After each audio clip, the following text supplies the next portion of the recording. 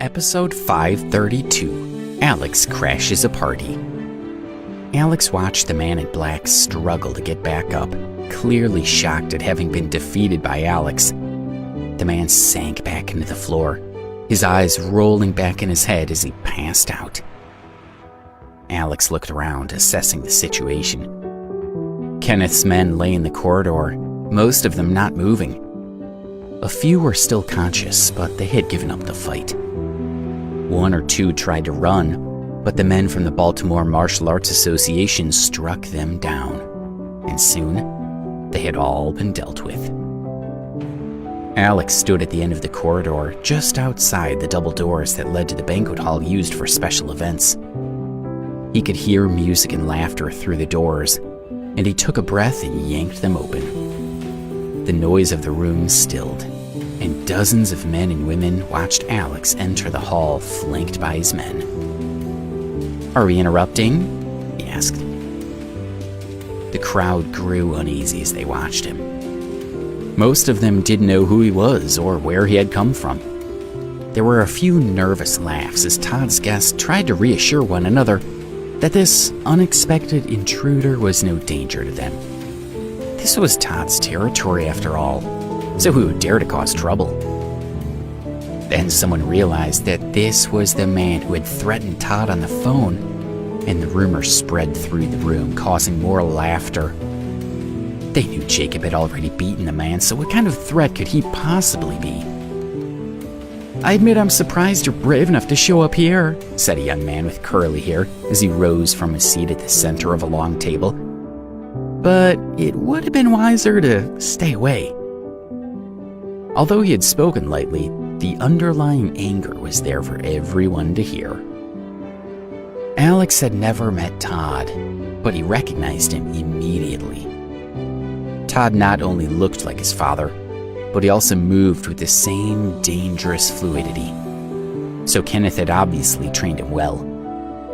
Unfortunately, Todd had also been pampered by his father, and outside of sparring, he had never been in a real fight, so his skills had never progressed. His success was only a result of his father's political power. Kenneth had gotten rid of Alex to make Todd the leader of the association instead. "You really don't want to push me," Alex said, sighing. "It won't go well for you." "I already told you," Todd said, picking up a wine glass and grinning at him. "I'm not afraid of you. And besides, aren't you going to say hello to my special guest?" He gestured to the seat next to him, where Debbie sat, glaring at him with contempt. Her hands were bound, but she still managed to look as though she was bored by her surroundings. After all, she knew Alex would never let her down. Even in such a dangerous situation, Alex felt his heart skip a beat at how beautiful she was. Their eyes met, and Debbie's face softened for a moment, and she gave him a tiny smile. "I've met a lot of people who don't know when to quit," Todd said, "but you are really something else." "You have no idea," Alex said, his voice cold. "Can we wrap this up? It's getting late." "You're right," Todd agreed. "You have a busy day tomorrow, which is why I'm not going to deal with you myself. Jacob will take care of that for me. I'm sure it won't take long." His guests roared with laughter. "I hope your father didn't have any important plans for you," Alex said casually. "He's bound to be disappointed." Todd scowled. "Someone take out the trash for me," he shouted. 7 or 8 men stood and began to surround Alex and his friends. "Why don't you fight him yourself?" shouted Will, turning to protect Alex's blind spot. Todd ignored him. "Ollie, teach Mr. Ambrose a lesson," he said, "but don't kill him." A hulking man rose from the table and stepped in front of Alex, his hands already raised as he began to bob and weave like a boxer. Ollie's job was to make sure everyone knew it was unwise to offend the Petrie family. Without warning, he hit Alex with a powerful jab of his left fist. The blow rocked Alex, but he kept his feet. Then Ollie followed up with a right jab, but Alex dodged the punch. Ollie was surprisingly fast for a man of his size, and Alex had to move back to avoid a rapid-fire series of jabs and hooks. Ollie landed another punch. Some of Todd's guests began to relax a little, and some playful wagers were being offered and accepted.